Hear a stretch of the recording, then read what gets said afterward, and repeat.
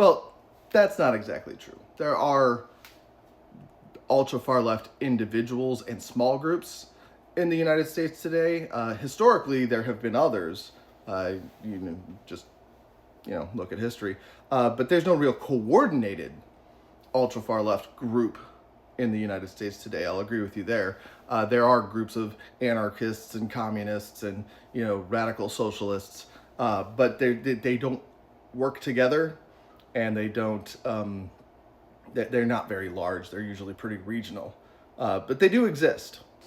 My problem with those folks, as mentioned in the video where this was a comment on, is that they tend to be single issue or single section voters. If you don't agree with them almost 100%, then they're not going to come out and vote for you, even if it harms them, even if it's anti. Look at the folks who didn't come out and vote for Kamala this last round because of what was happening in the Middle East. Yes, that's horrible, but it's currently a whole lot worse than it would have been had she gotten elected to office.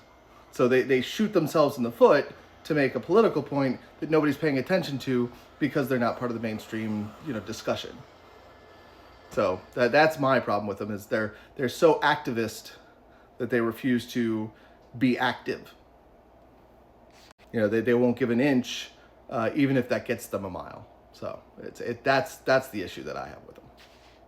And yeah, like I said, there's no coordinated ultra far left group, but they are out there, and unfortunately, they all tend to, they tend to pump themselves up on the smoke and mirrors rather than see reality for what it is and do the next best thing rather than the absolute ideal thing.